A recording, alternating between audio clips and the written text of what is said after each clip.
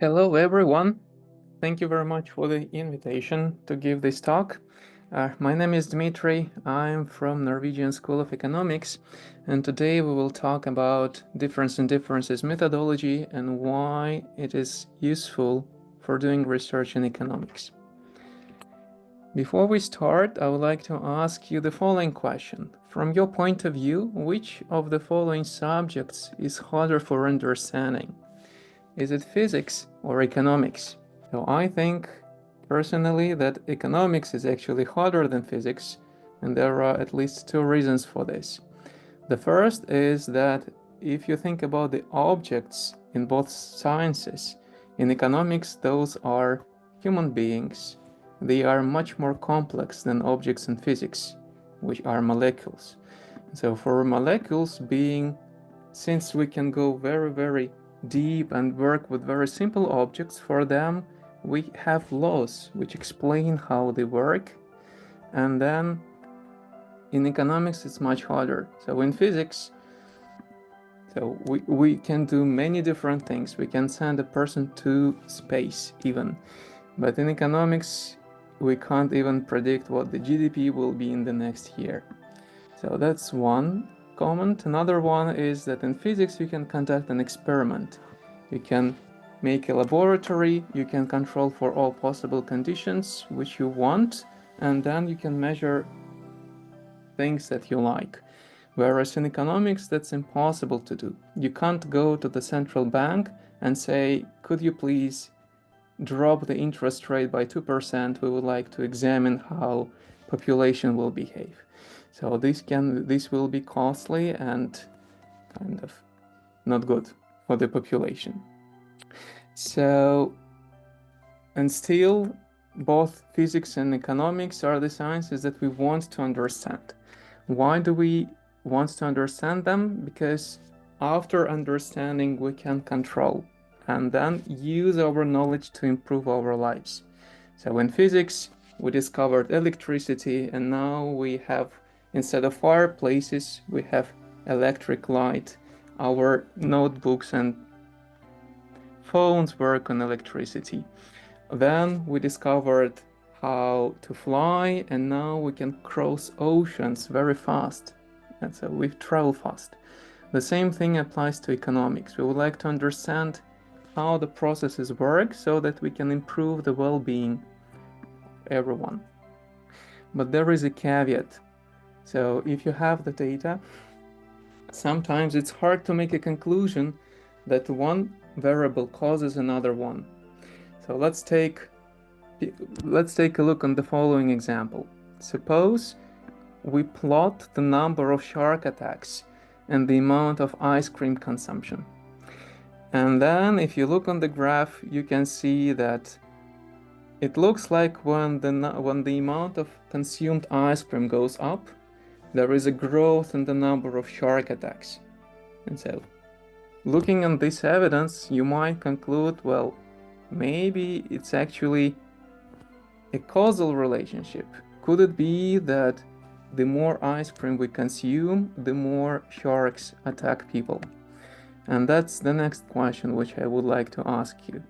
So if this is a causal relationship, we as policymakers, if we are interested in saving lives, we might consider the following policy. Let's reduce ice cream consumption, and then it should likely lead to the reduction in the number of shark attacks. So from your point of view, will it work? I think that it will not work. And the reason why it will not work is the mechanism. So why do we see both ice cream consumption and shark attacks moving together? So they grow together and they fall together. There is an immediate factor which we didn't discuss, which is temperature.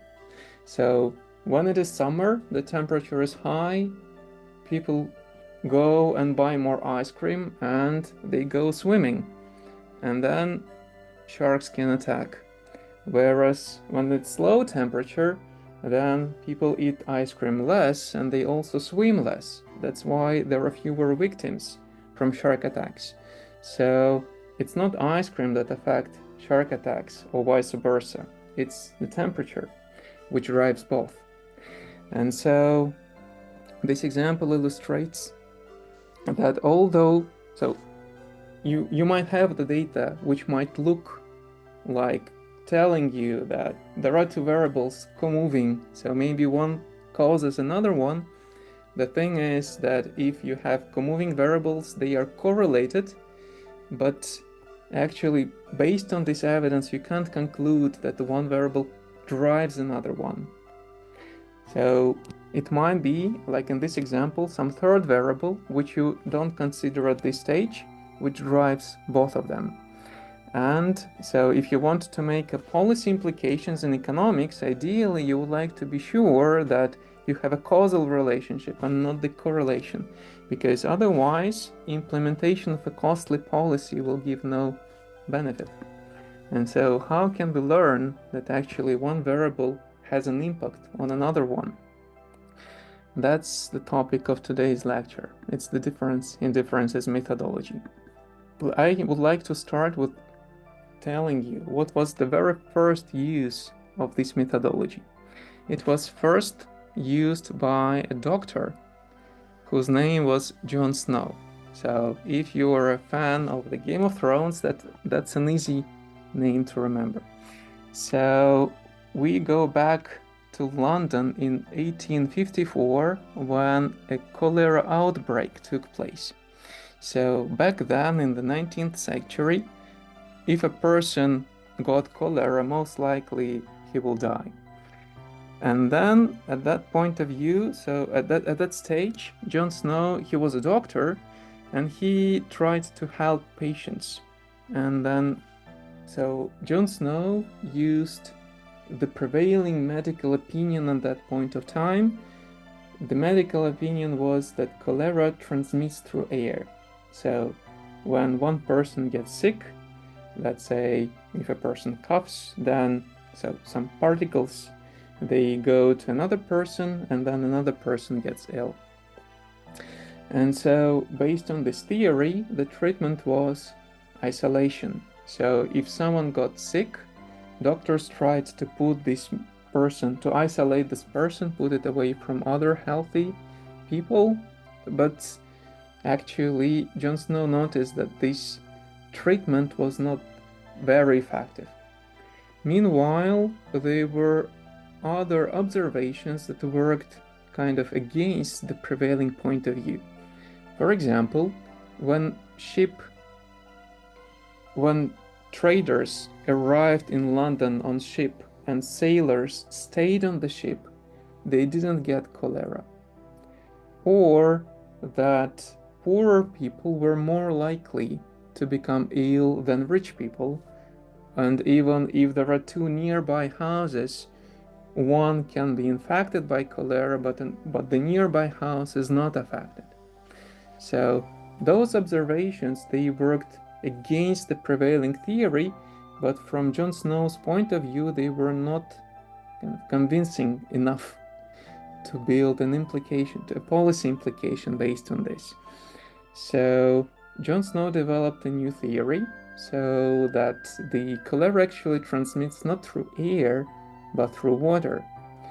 That when a person gets infected, some of the symptoms of cholera included vomiting and diarrhea.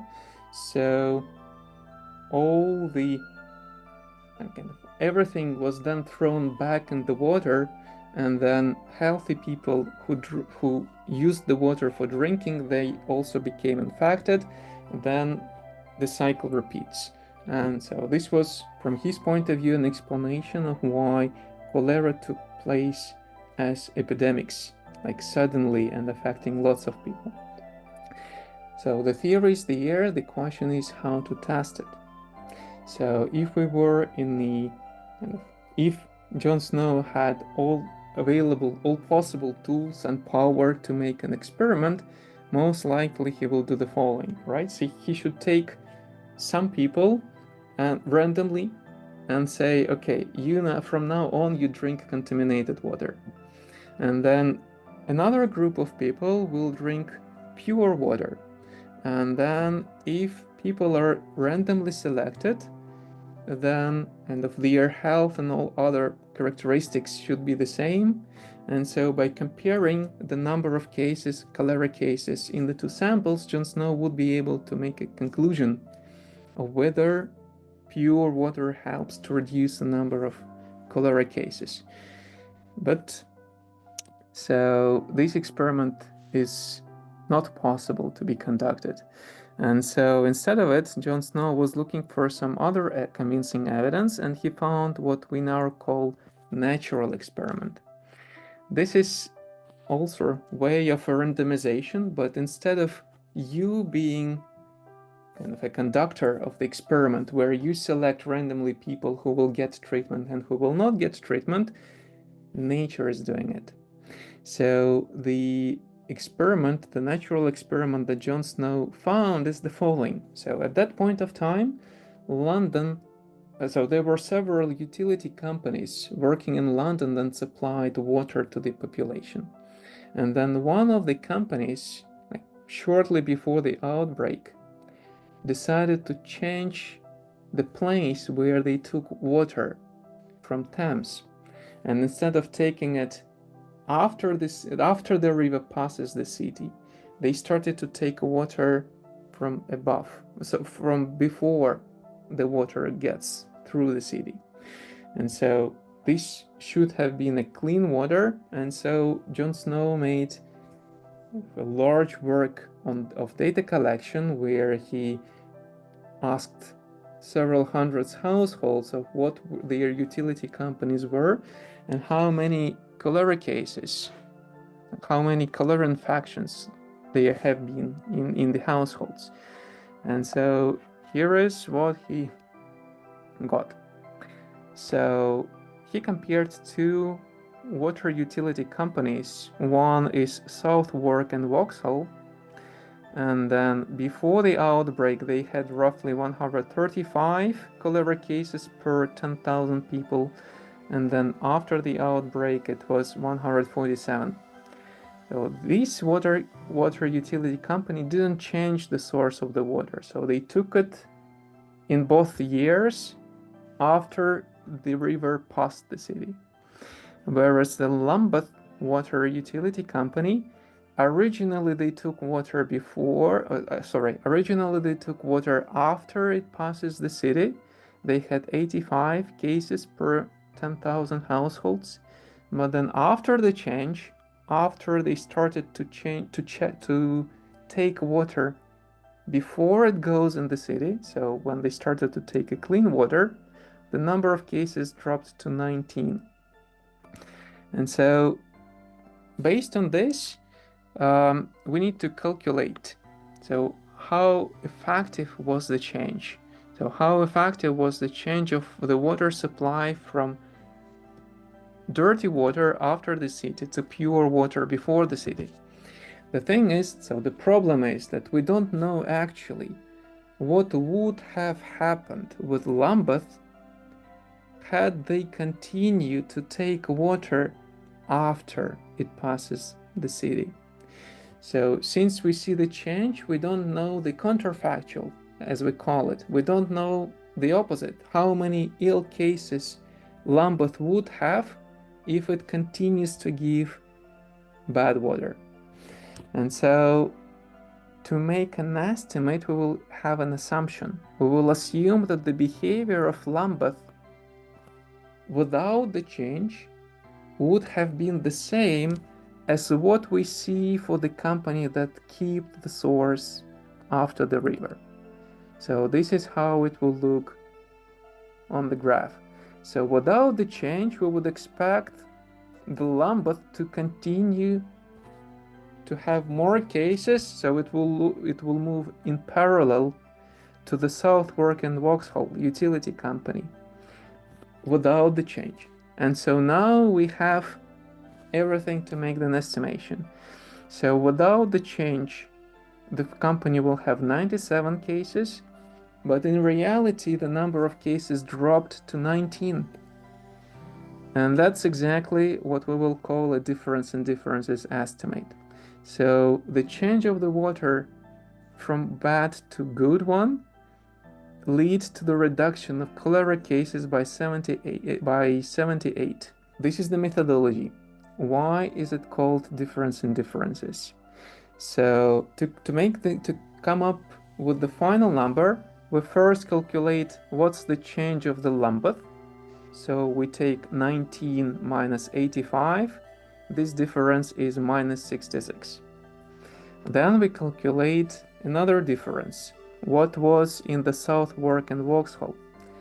After, in 1854, it was 147. Before, it was 135. We take the difference and we get 12.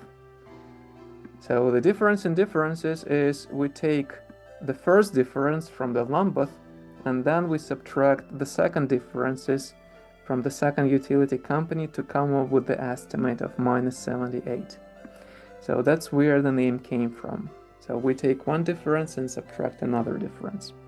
This methodology was not used for quite a long time, up until 1994, when it was used by David Card and Alan Kruger, and they used this methodology to address the question of what's the impact of minimal wages on employment.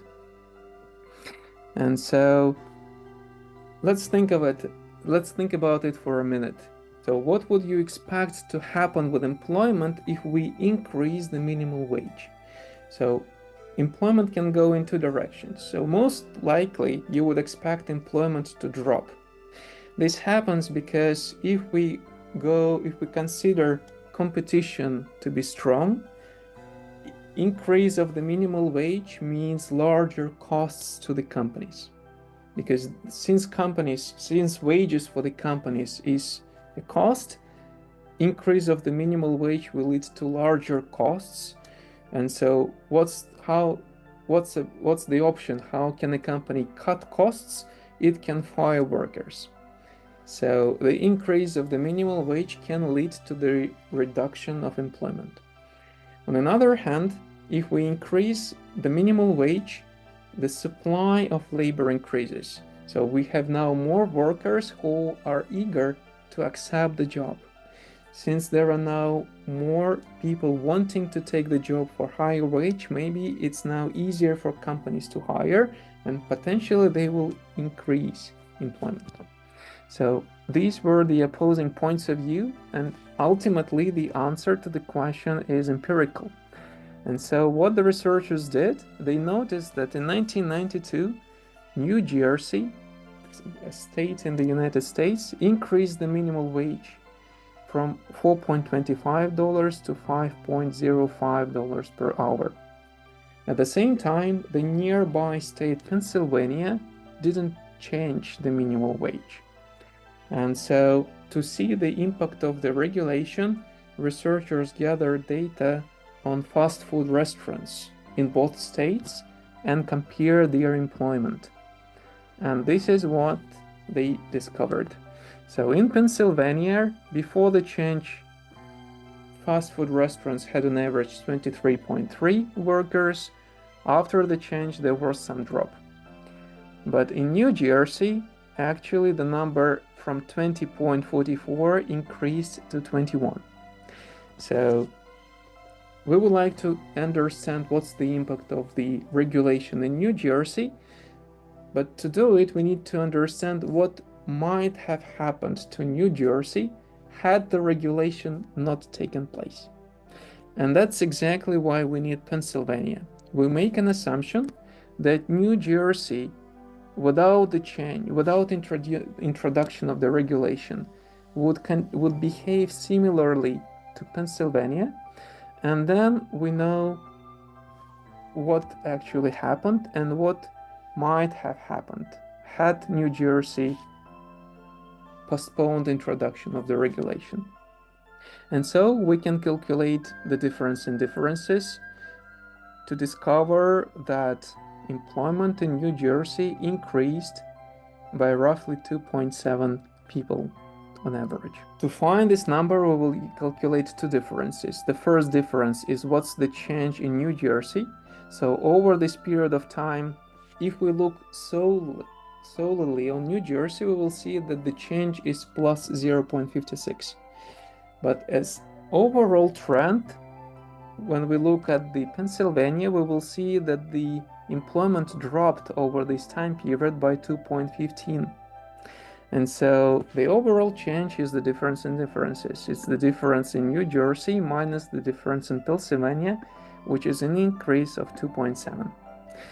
So further in the paper, the researchers did some additional analysis to show that indeed, so despite larger costs, the companies survived because they now charged higher prices in New Jersey.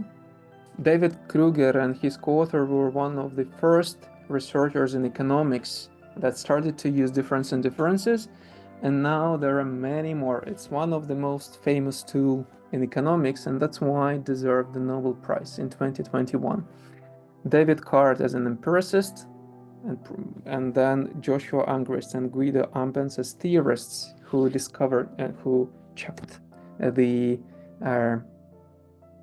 who worked from theoretical point of view on how better to apply this methodology and in which settings it works well. So this brings me to the end of my talk. So the main takeaway is that when you work with the data, you should be very careful. If you see that the two variables move in the same way, it doesn't mean that one variable causes another one. It could be that both of them react to some third variable. So this means that by just looking at the data that you have, you might not make policy implications. To make a policy implications, you want to be sure that actually one variable affects another one, and to have this, you need some kind of an experiment or a quasi-natural experiment like John Snow had. So ideally, you should have a setting in which one of the variables changes kind of randomly, and then looking at this change, you can assess what happens with another variable. And so this methodology is called difference and differences, and it is very popular. If you were attentive during my talk, then you should understand the following joke. I did my bachelor studies in Moscow Institute of Physics and Technology, and then I was considering whether to stay on the master program in Moscow Institute of Physics and Technology or to consider something new. And then I heard about the new School of Economics, and I decided to give it a try. And so for the master program, I went to economics, so to new economic school, and I had kind of an agreement that after studying for 1 year in new economic school, if I don't like it, I can return to the master program in Moscow Institute of Physics and Technology.